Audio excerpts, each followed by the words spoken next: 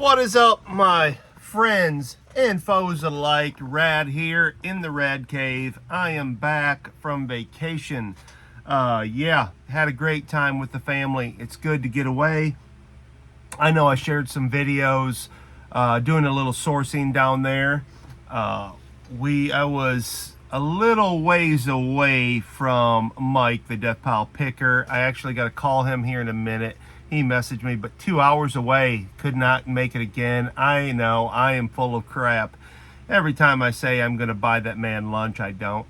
But we will be back down there in just a matter of time, a lot closer to where he's at. It'll be a lot easier. But anyway, that's neither here nor there. I am back. I did 2 live shows already. Had some success. Summer slowdown is real, but you still got to figure out a way to keep the grind going. And in this day and age, you got to just figure it out. There's a lot more opportunity, but that doesn't always mean it's going to go your way. So, did get some packages in the mail. Pacific Picker got some. He did a great job separating my full art and my valuable cards into top loaders, not just penny sleeves. He put some of the lower end reverse hollows in penny sleeves and stuff. So thanks, buddy, for doing a good job shipping. Cool to get a box, especially when I bought so much, to see the different treats and surprises that I forget about. Got some other packages in the mail. Shout out to Pick in Paradise. Go check them out. Give them a follow. The same is with Pacific Picker. Give them a follow. They got YouTube channels and on TikTok, Instagram, I believe. Check them out. Shout out last night in a live show. Janice Vale, my homie, my toy ace. Janice Vale and Haha Johnson are 2 of the best toy folks in video games out there. Outbidders, an excellent video game source. If you don't know what I'm talking about in live selling, these are their call signs or code names, just like the Rad Picker. And whenever I post something, I don't know everything about toys and games. I don't know everything about anything, except I will say tools. You have a hard time messing with me in the world of tools. Of course, I was a contractor for the greater part of my life, almost going to be 49 next week, and since I was 15 I've been working with my hands. So in the tool end of things, I got y'all. But in the other stuff, man, I learn every single day. And it was funny, last night I learned something. I had bought an Atari 2600 video game, and it's a series. It's sitting here, but I can't release this grip on the selfie stick to find it. But I had bought it, and when I bought it live, I thought it was a pretty good game, like, you know, 30, 40 bucks, something like that, or 25, whatever. I thought it was valuable. I sold it last night live for $2 to Todd Pella, who picks up every good deal. Smart buyer. Folks, if you're not sourcing on District, on Dibdit, First Class Treasures, all the Dibdit, Dibdit 9, Dibdit 8, whatever it is, all the affiliates, the dollar club, the dollar auction, places like that, you are missing out on good deals, especially right now where, you know, sourcing is a little easier, so the selling on there is a little slower. But if you bring the heat, you can sell, that's for sure. You got good items, people will buy them. But, you know, what I call the bread and butter items, sometimes video games, comic books, things like that, are a little slower. But if you got what we call a banger in the business, someone asked me to quit doing banger, but you know, I told them I was going to retire that. But maybe not, who knows, I'm full of it. But anyways, this video game I sold it for $2 live, and I was bummed out, visibly shaken to the core, which happens in live selling. You're like, oh man, wow, $2. And it's funny because sometimes stuff goes for that. I'm like, oh, big deal. But there's just certain items, I don't know, maybe it's something that we're kind of have an attachment to, like video games or something like that. For me, it would be sports jerseys or something. But come to find out, Genesville's like, dude, it's like a $3 game. I'm like, I think you're wrong. And then Rod, Picking and Punching, who is an owner and a mod, pops on and goes, what game was that? And I told him, and he's like, yeah, that's a cheap game. So I was like, okay. So, and I didn't doubt them one bit. I actually did doubt Genesville. I don't know why I would. It's never been wrong yet, but I was like, I'm pretty sure we were fighting over that. But again, this is, I'm talking about a live from over a week ago that I'm trying to remember. And normally when I buy one game, if it's just one, it's got some value. But this particular one has 2 other versions of it. And this one was a cheap game. So, like I said, in the live, I learned something. So the point being is I learn every single day, sometimes in my own shows. Last night I ran a plate specifically for Mimi. Shout out Thrift Mimi. Thrift Tripping Mimi. Sorry. Whenever I go to say their names on this, this is a weakness. It's like my kryptonite, remembering names. But if I walked out here and shut this phone off, this camera, I would know it exactly. It's wild. Anyways, no disrespect to Mimi. A great saleswoman in her own right and a great customer. So I had a plate that I'd picked up. I got a really good deal. Again, back to the sale I went to the week before vacation, was fill up a box for $5. And a lot of it was glass and plates, pottery. You know, you're not supposed to call pottery glass, even though I do. But I saw it. I am starting to get a little bit of knowledge in the glass and pottery. And I picked this up. It was a cabbage plate, not a Pirello or Borello, sorry. But it was, man, it's Italian. And again, it's going to skip me. Maliki, whatever. Somebody's going to shout out in the comments. I'm an idiot. But I knew I had comped it. It was, you know, 60 to $100. She got it for $15, which is fine by me because I probably had maybe $1 into it. Would have been a great high sell-through rate item because every time that I list any cabbage plate whatsoever, as long as it's Italian, sells rather quickly. Like I've had about 100% sell-through rate on those items. So I was glad Mimi got a deal. I knew she would like it, or hoped she would, and she did. She bought it. I started it at $15, I think. She bought it for $15 and no other bids. So that's live selling for you. You know, what would be the profit for her? That's wild, but the profit for me is wild too. You just can't look at the item and fall in love with it. We've went over that, and we probably will again. But anyhow, today I have a monster day of shipping. Trying to keep this steady as I can. I know I should have put it on my tripod. This particular one is broken at the bottom, so I just use it when I walk and talk, but you have to deal with my shakiness. So anyways, huge day of shipping. I had some live shows. Was stacked up. Prior to vacation, I tried to get everything out I could, but my eBay store, it was rocking and rolling, and I had so much of that to get out. I couldn't get all my live selling shipping orders out. So those folks all know, I've made it well known that today is the day everything goes. I have a table set outside of the Rad Cave here, full of items. I have a truck. The cab is full of items. I'm in my wife's car because my front wheel bearing's out on my truck. I got to try to fix that later today, but shipping comes first. I have her Buick Enclave back full of boxes right now. I'm going to take a trip after this video, get those out, and then I'm going to come back here and continue my shipping. I have more eBay stuff that I've got to ship, and I have, I'll just show you in a short how many boxes every trip. I'm sure it'll be at least 3 trips.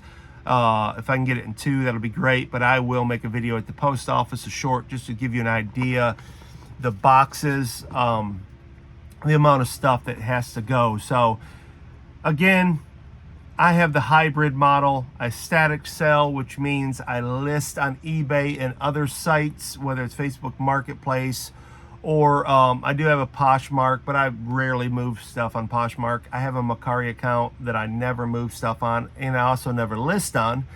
But that is static selling, where you sit it. It's not an auction style. You just put it for sale in your store and wait for it to sell.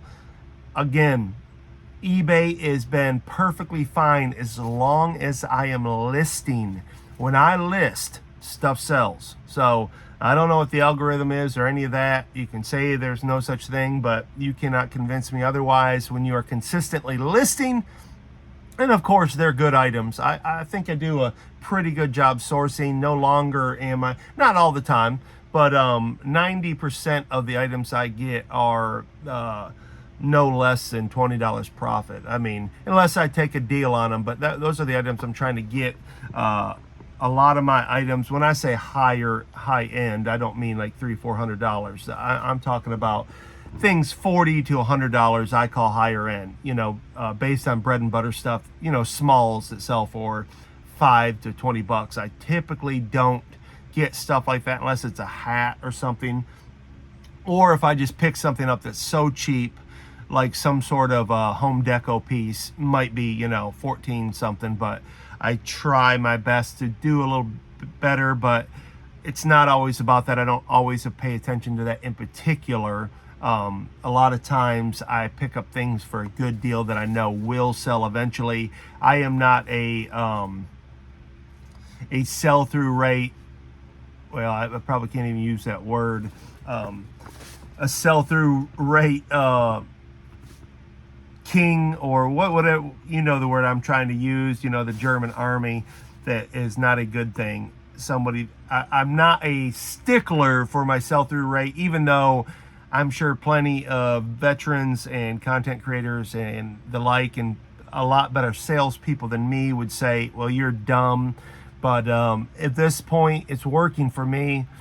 I will just kind of allude to the fact that I think my eye is good enough not to lose. I could change my mind tomorrow, but I do pick up things on a good deal, and they seem to be selling. And if they don't, I will try to sell them live. And if they don't sell live, I'll have a yard sale. If I don't have a yard sale, I'll donate them. If I don't donate them, I'll throw them in a dumpster. So that's how rad I am, and I'm not afraid to do it. So don't test me. But anyways, a good week. I got a lot of Pokemon here to go through. As I said, I'm becoming one of these Pokemon nerds. I was just an everything nerd, and I'm not niching down, but I am growing fond of Pokemon a little bit. Don't get it twisted. I'm not going to start searching for Pokemon, but I am searching for Pokemon. If you get that, you get the streets. So good to see Street Dreams back, by the way. Good friend that had been out. I'm not sure exactly the health complications, but good to see you healthy. I hope, Carter, if you're out there, man, I hope you're healthy and doing good. But brother, we miss you in the lives. A great clothing seller that had some health problems himself, and continue to pray for you, my friend. I don't say that lightly. I mean it. As y'all know, I am a believer, and I'm not ashamed of it, and I never will be ashamed of it. If you don't like that, sorry, carry on with your bad self. But yeah, I was in need of a savior, and I have one. So there you go. Take it or leave it. I'm not always the best example, but I do follow the best example. So July 4th is coming up. It's time to get out the hamburgers and hot dogs. I'm trying to eat better. I did horrible on vacation. Trying to get healthy again. I definitely have weight to lose, man. I went a little ballistic knowing I had to take my shirt off at the beach. It's never been an issue for me, even being heavy, but man, I'm getting soft. This reselling is making my body soft. I need to get up, get out, and get something. There's no excuses in this game. If you want a motivational speech, I'll give you one. This is from the Liver King, Tony Robbins, whoever it is that you listen to or whoever motivates you. Man, get out, stay healthy. I'm looking at my heart, man, protecting my heart. I'm getting older. Can't be eating processed foods, vegetable oils, and things like that. I know this isn't a health channel, but I'm giving it to you rad and raw. Take care of yourself, man. Don't drink too much. Stay hydrated. You'll feel better, man. Your digestion will be better. Your metabolism will be better. You'll have more energy. That's what I'm trying to do. I'm preaching to the choir. But thanks again. Shout out to all you veterans out there. I know I mentioned some names sometimes, but man, y'all are heroes and motivators for myself, except Death Pile Mike, because he's a demotivator. I'm just kidding. I love that guy, and seriously, I have every intention again to go buy him lunch. But man, when I looked at the map, it's 2 hours away. I don't know. We're in Florida at the beach. I'm like, 2 hours? I love you, brother, but I'll be back again. So it is what it is. Shout out Dan and Demand, my homie, my ace, Reseller Locker Room Podcast, Trash to Cash guys, Reselling After Dark, my Nashville folks, everyone out there, the Beard King, Ben, CJ Fines, Kevin, Jake, all you guys, Rod, Picking and Punching. You guys are great. Thank you so much for all you do. Mike Mecco, I do have to make a correction. And I knew this, but I had to listen on the way home from Florida. I was listening to podcasts because I missed the Mike Metco birthday bash on Reseller Locker Room Podcast. And I said, happy birthday, Mike Metco, which is fine, but it's Mike Camparelli for you folks, who is the ambassador, the guy that gets everybody together, puts these meetups together all over this great nation of ours that we are about to celebrate our independence. He does a great job. So Mike Camparelli, thank you, my friend. Can't wait to see you at the meetup. And again, happy birthday. You know us July babies. We are the raddest. And, it is what it is. So we are kindred spirits, of Anne of Green Gables would say. So shout out to you guys. I'm going to get busy shipping. This video, I'm keeping it short and sweet.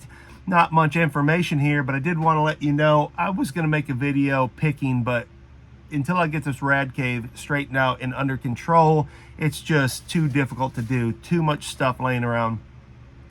But I had mentioned, I posted my short. I did sell a WWF pillowcase for $47. I'm locating that as we speak. I put it in a bag to keep it clean, and it's driving me bonkers, not where I thought I left it. Star Wars pencil case. I sold my remote control vintage Radio Shack remote control boat. What else do we sell? Sold a vase from a year ago, going to California again. I sold it one time to California and got a return on it, which is weird. And then I sold it again to California, so hopefully it stays there. There's nothing wrong with the vase. It was a weird situation, but that's something that's a year old that I sold. Got a lot more glass this week. Gonna do some live selling, getting these clothes. Check out my short video. You'll see all the t-shirts I got, the clothing. I'm separating that out. I have way too much. I've got to stop buying clothing. I've got enough. Until I get a warehouse, I can't handle anymore. So go out there sourcing. I still want to source. It's my favorite thing to do. When I was in Florida, I made some shorts about the Goodwills. They're getting way too high, man. It's crazy. Stop it, Goodwill. You're getting this stuff for free. If you're going to charge those kind of prices, at least clean the stuff. You should have it cleaned, tested. Well, at least in Florida, the ones they are tested. I did buy a DVD VCR combo. It was tested. It has a sticker on it. So I'll give them that. But man, you got to clean your clothes. You're going to try to charge that kind of money. $10 for t-shirts, man. Get out of here.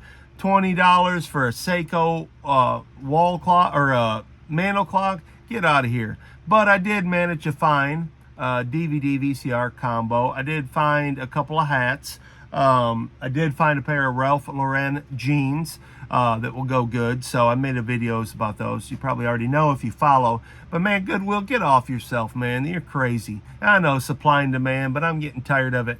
And somebody mentioned in the comments that they don't go to the thrift stores anyways. I'm not a big thrifting guy myself. I will always go in there. And I know the bins, folks. I know about the bins. Don't get it twisted now. I am a professional. So, yeah, I do know about the bins. But these Goodwills, these thrift stores, man, we got a local thrift store. And I don't want to dog them because they're good people. And, hey, I get it. Supply and demand. It is what it is. Simple business. You can't be mad at them. I do believe Tech and Sports when he says that. If they can charge it, they can charge it. And why wouldn't they? And if they couldn't charge that, they wouldn't be selling it and they would have to lower their prices. So I get simple economics. But man, crazy. I think some of us resellers need to quit buying junk and source a little better, and then the prices might come down. But, you know, I'm not getting into all that. Who cares? We're staying positive. staying picking and staying radical. Till the next time, thanks for listening to me. I don't know why I'm speed talking. I feel like I need to get out there. I'm motivated, back from vacation. Love you, Mike, Death Pile Picker. I mean it. We'll get together, my friend. I'm going to call you shortly. So this is Scott from the past or the future telling you I'm going to give you a call. See y'all. Bye.